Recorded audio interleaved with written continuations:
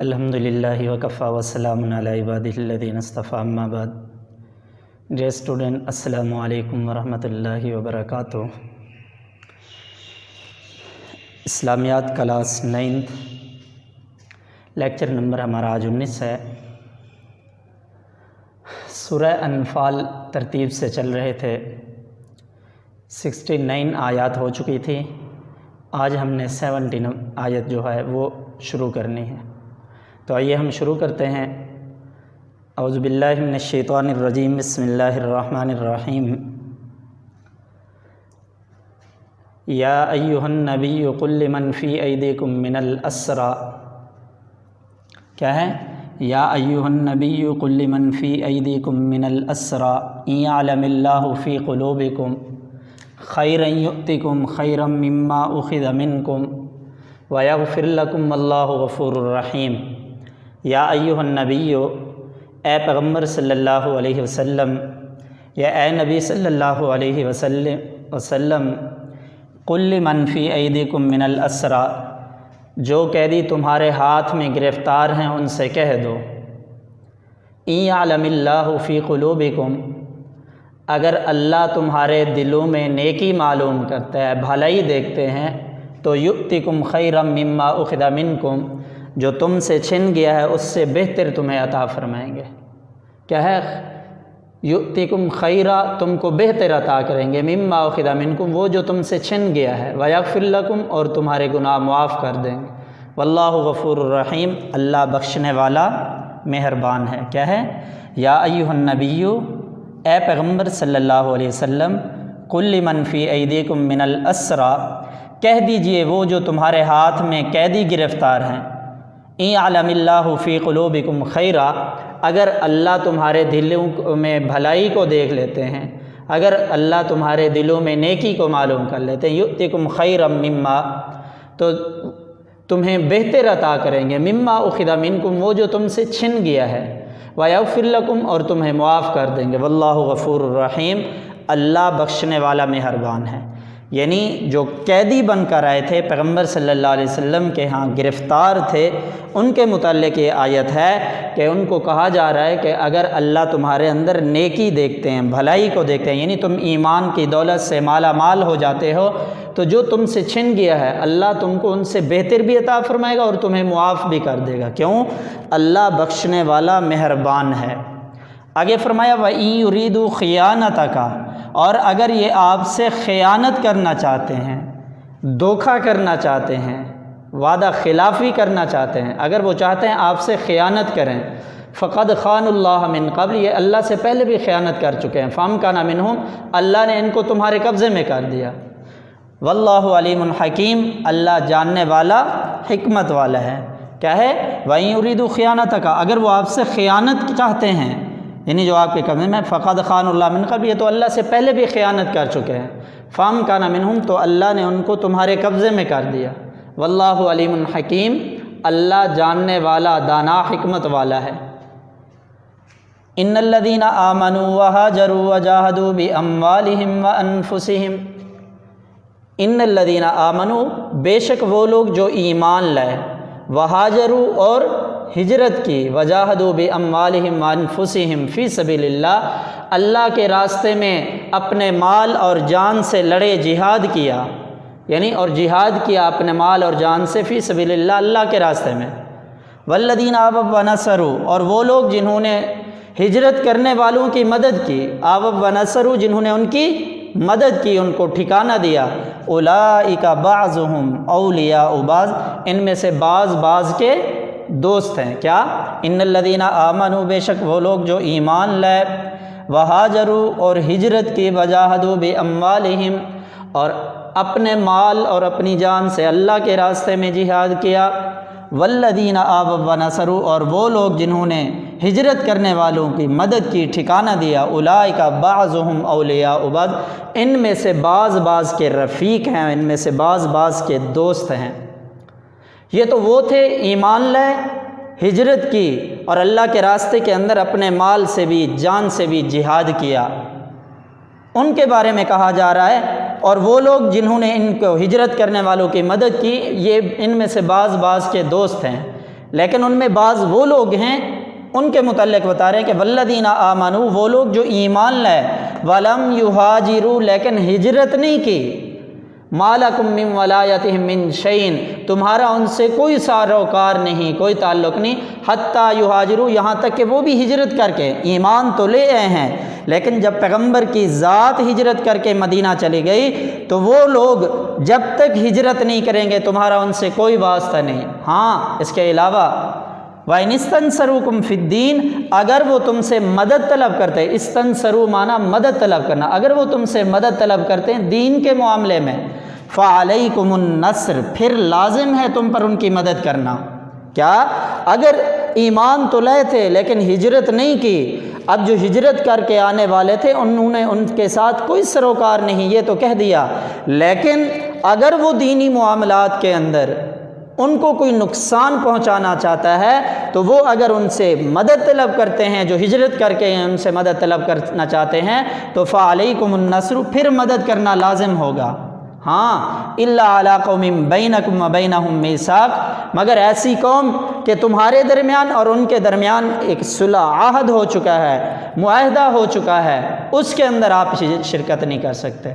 واللہ بما تعملون بصیر، اور تمہارے جتنے بھی کام ہیں خدا کی ذات ان کو دیکھ رہی ہے۔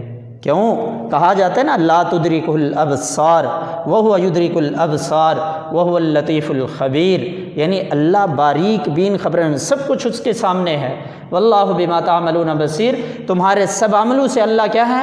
خبردار ہیں، جاننے والے۔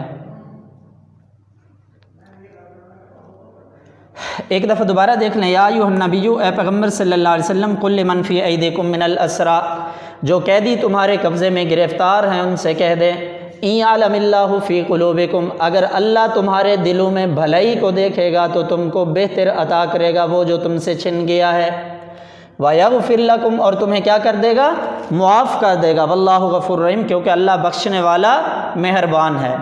آگے وَيُرِيدُ خیانتک، اگر وہ آپ سے خیانت کرنا چاہتے ہیں، فَقَدْ خَانُوا اللَّهَ مِن قَبْلُ، وہ اللہ سے پہلے خیانت کر چکے ہیں، فَأَمْكَنَ مِنْهُمْ، اللہ نے ان کو تمہارے قبضے میں کر دیا، واللہ علیم حکیم، اللہ جاننے والے حکمت والے ہیں۔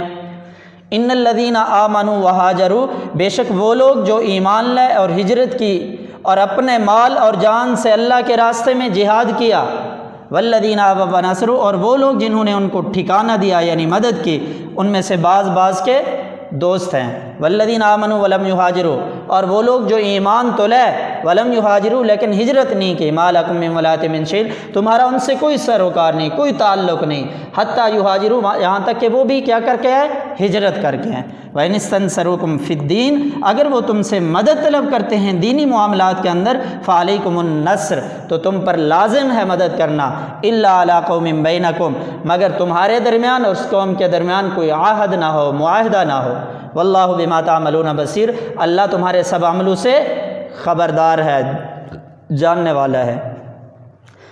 تو موضوعاتی مطالعے میں سے، کیونکہ چوتھا چیپٹر چل رہا تھا، زکوٰۃ پر تفصیلی نوٹ وہ ہو گیا تھا، زکوٰۃ کی فرضیت و اہمیت، لغوی اصطلاحی معنی فرضیت و اہمیت قرآن آیات سے بھی بتائی تھی، احادیث سے بھی بتائی تھی، وہ مکمل ہو گیا تھا۔ تو قرآن آیت کی روشنی میں زکوٰۃ کے مصارف پوچھے گئے ہیں۔ سوال ہے کہ قرآن مجید کی آیات کی روشنی میں مصارف زکوٰۃ بیان کریں۔ آپ دیکھیں قرآن آیت کی روشنی میں زکوٰۃ کے مصارف بیان ہو رہے ہیں، اس کے اندر اگر دیکھا جائے تو آیت ہے قرآن پاک کی، انما الصدقات للفقراء والمساکین والعاملین علیہا والمؤلفۃ قلوبہم وفی الرقاب والغارمین فی سبیل اللہ وابن السبیل۔ یہ قرآن مجید کی آیت ہے، سورہ توبہ ہے، آیت نمبر 60 ہے۔ اس آیت مبارکہ کے اندر قرآن کی آیت، اس آیت مبارکہ کے اندر مصارف زکوٰۃ جو ہیں 8 بیان کیے گئے۔ سب سے پہلے ہم نے کیا کرنا ہے؟ اس آیت کا ترجمہ کرنا ہے، انما الصدقات للفقراء، سوائے اس کے نہیں، زکوٰۃ تو غریبوں کے لیے، غریبوں، مسکینوں، زکوٰۃ کے محکمے میں کام کرنے والوں اور ان لوگوں کے لیے ہے جن کے دلوں کو اسلام کی طرف جوڑنا ہے، اور گردن چھڑانے والے، والغارمین کا مطلب پھر رقاب، گردن چھڑانے والے، غارمین قرض داروں کے قرض ادا کرنے میں اور اللہ کی راہ میں، اور مسافروں کے لیے، یعنی اس آیت مبارکہ کے اندر بتایا جا رہا ہے زکوٰۃ تو غریبوں کے لیے ہے، مسکینوں کے لیے ہے، زکوٰۃ کے محکمے میں کام کرنے والے لوگوں کے لیے ہے، اور جن کے دلوں کو اسلام کی طرف جوڑنا ہے، نو مسلم جو نئے اسلام لائے ہیں، اور گردن کو چھڑانے کے لیے، قرض داروں کے قرض ادا کرنے کے لیے، اللہ کی راہ میں کیا ہے چلنے والوں کے لیے، جہاد ہے، تبلیغ ہے، مدارس کے اندر پڑھنے والے طلباء ہیں، اور مسافروں کے لیے ہے، اور یہ اللہ کی طرف سے ٹھہرایا ہوا ہے، فریضۃ من اللہ، اللہ کی طرف سے، واللہ علیم حکیم، کیونکہ اللہ جاننے والا، حکمت والا ہے۔ تو قرآن آیت کی روشنی میں زکوٰۃ کے مصارف بیان کرے، سب سے پہلے ہم نے اس مصارف زکوٰۃ والی آیت کا ترجمہ لکھنا ہے۔ ترجمہ جب اینڈ ہوگا، آخر میں لکھ دینا یہ کس سورت کے اندر ہے، تو آپ بتا دینا کہ سورہ توبہ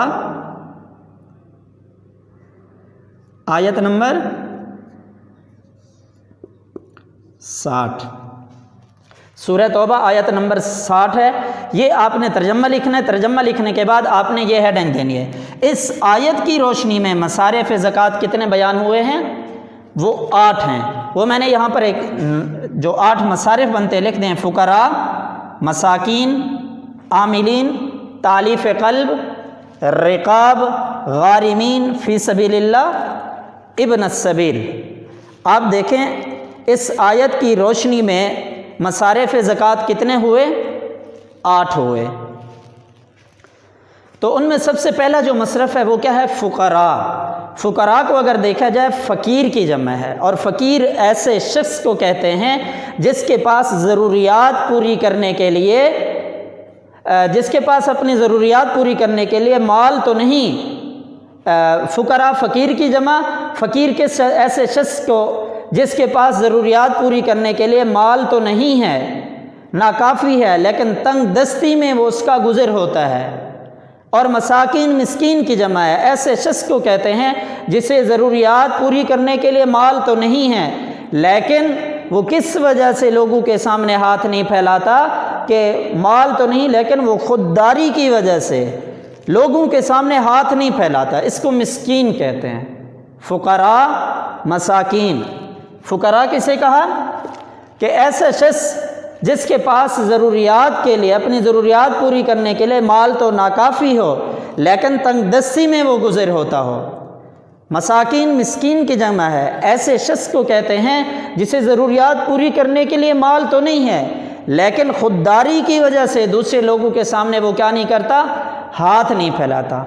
عاملین، زکوٰۃ کو وصول کرنے والے محکمے کے لوگ، یعنی مثال کے طور پر کچھ لوگوں کو زکوٰۃ وصول کرنے کے لیے متعین کیا جاتا ہے، یا حساب و کتاب لکھنے کے لیے، زکوٰۃ کو تقسیم کرنے والے محکمے کے لیے، تو عاملین سے مراد یہ ہے۔ مؤلفۃ القلوب ہے آگے، تالیف قلب، جسے مؤلفۃ القلوب کا مطلب تالیف قلب ہے، یعنی نئے مسلم جو اسلام کے اندر داخل ہوئے ہیں ان کی دل جوئی کے لیے ہم نے کیا کرنا ہے؟ زکوٰۃ کا پیسہ ہم ان پر بھی کیا کر سکتے ہیں؟ لگا سکتے ہیں۔ رقاب، گردنوں کے چھڑانے میں، یعنی اگر کوئی ایسا شخص ہے جو کیا ہے قرضوں میں دبا ہوا ہے اور وہ گرفتار ہے، جیل کے اندر ہے، ہم اپنے پیسے زکوٰۃ کے دے کر اس کو رہائی کے لیے وہ استعمال کر سکے، یہ دے سکتے ہیں۔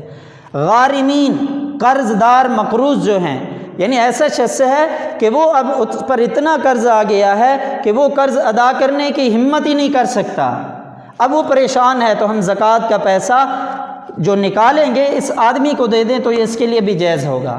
فی سبیل اللہ، اللہ کے راستے میں چلنے والا، آپ دیکھیں تبلیغ کے اندر چلنے والا ہے، جہاد کے اندر چلنے والا ہے، مدرسے میں پڑھنے والا ہے، تو ہم زکوٰۃ کا پیسہ سب سے بہترین مصرف یہ ہیں، یہاں پر لگا سکتے ہیں۔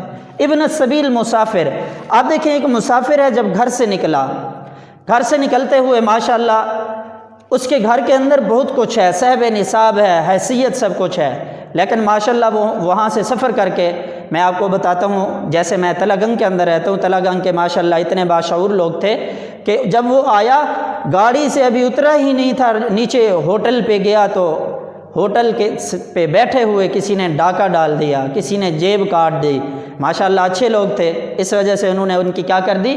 جیب کاٹ دی۔ تو اب اس شخص کے پاس کچھ نہیں ہے، اب ہم اگر اس کو زکوٰۃ کے پیسے دینا چاہیں تو ہم اس کو بھی دے سکتے ہیں، یہ مسافر ہے، چاہے گھر کے اندر صاحب حیثیت ہے، صاحب مال ہے، لیکن یہاں اس کو ضرورت ہے، ہم زکوٰۃ کا پیسہ دے سکتے ہیں۔ تو کیا بتایا اس آیت کے اندر، سورہ توبہ کی آیت کے اندر جو 60 نمبر آیت ہے، انما الصدقات للفقراء والمساکین، اس کے اندر مصارف زکوٰۃ کتنے بیان ہوئے ہیں؟ 8 بیان کیے گئے ہیں۔ اس کے اندر 8 مصارف، اس آیت کی روشنی میں مصارف زکوٰۃ 8 ہیں۔ پہلے اس کا ترجمہ لکھ لینا ہے، پھر اس کے اندر یہ الگ الگ کر کے لکھ دینا، پھر ہر ایک کی وضاحت کر دینا۔ فقراء، فقیر کی جمع ہے۔ فقیر کسے کہتے ہیں؟ ایسے شخص کو جس کے پاس ضروریات زندگی پورا کرنے کے لیے مال تو ناکافی ہو، لیکن وہ کیا ہے؟ تنگ دستی کے عالم میں گزار رہا ہو، اس طرح ان کی وضاحت کر دینی ہے۔ فقراء کسے کہتے ہیں؟ مساکین، عاملین، تالیف قلب، رقاب، غارمین فی سبیل اللہ، ابن السبیل۔ تو آج کا ہمارا ٹاپک کیا ہوا؟ کتنی؟ آج ہم نے 70 نمبر آیت سے پڑھا ہے 72 نمبر آیت تک، 2 آیتیں ہم نے ترجمہ پڑھا ہے۔ اس کے علاوہ مصارف زکوٰۃ قرآنی آیات کی روشنی میں سورہ توبہ کی آیت کا ترجمہ بتایا، پھر آیت کی روشنی مصارف زکوٰۃ 8 بتائے گئے، آگے وہ 8 مصارف زکوٰۃ ہر ایک کی آپ نے وضاحت کرنی ہے۔ اللہ تعالی ہمیں اس پر عمل کرنے کی توفیق عطا فرمائے۔ السلام علیکم ورحمۃ اللہ وبرکاتہ۔